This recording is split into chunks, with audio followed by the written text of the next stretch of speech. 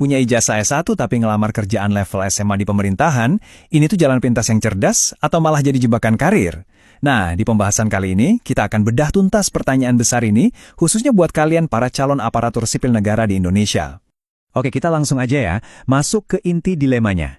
Sebuah situasi yang, mungkin banget lagi kalian hadapi sekarang sebagai seorang sarjana. Jadi gini, bayangin, kamu punya ijazah S1, tapi formasi CPNS yang sesuai, wah kompetitifnya minta ampun. Terus ada nih lowongan level SMA yang kelihatannya lebih gampang ditembus. Pertanyaannya, diambil nggak ya? Apakah ini beneran jalan pintas yang cerdas buat masuk ke sistem, atau justru keputusan yang bisa bikin karir kamu mandek dalam jangka panjang? Nah, ini dia pertimbangannya. Di satu sisi, kelihatannya enak ya. Peluang lolosnya lebih besar, prosesnya lebih simpel, yang penting masuk jadi ASN dulu. Tapi, risikonya juga ada. Pangkat awalnya lebih rendah, jenjang karirnya bisa lebih lambat, dan potensi penghasilan seumur hidup ya bisa jadi lebih rendah juga.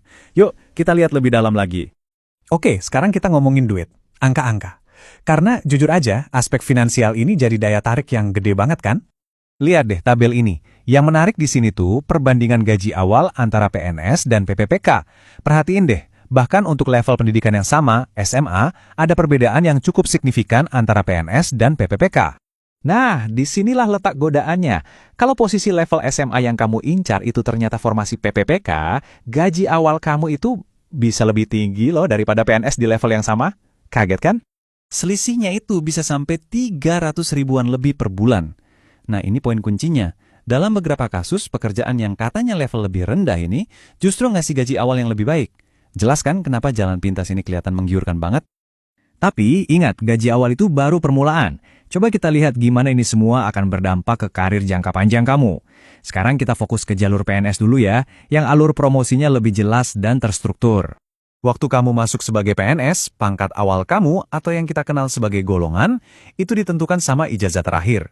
Nah, perbedaan antara golongan 2 dari ijazah SMA dan golongan 3 dari ijazah S1 nih, wah itu bedanya jauh banget. Artinya apa? Artinya, sekalipun kamu punya gelar S1 dan mungkin ngerjain tugas-tugas yang setara anak S1, gaji, tunjangan, dan posisi kamu secara resmi akan tetap dihitung berdasarkan pangkat SMA. Jadi, ijazah S1 kamu itu belum diakui di sini. Terus, buat naik kelas dari golongan 2A ke golongan 3A, yang harusnya jadi titik awal kamu kalau pakai ijazah S1, itu perjalanannya panjang. Kamu harus lewat setidaknya 4 kali promosi. Dari 2A ke B, ke C, ke D, baru deh bisa ikut ujian penyesuaian.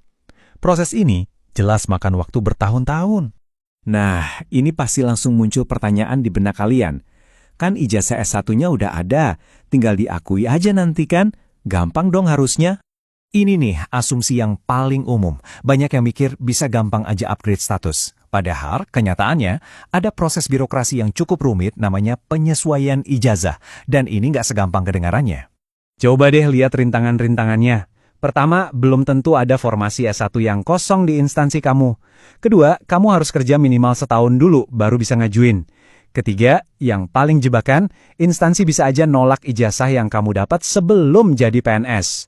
Bahkan, kadang kamu diminta tanda tangan surat pernyataan buat nggak nuntut pengakuan ijazah. Jadi intinya, proses ini sama sekali nggak ada jaminan berhasil. Kalaupun mau ikut jalur resmi, ini dia prosesnya. Namanya UKPPI.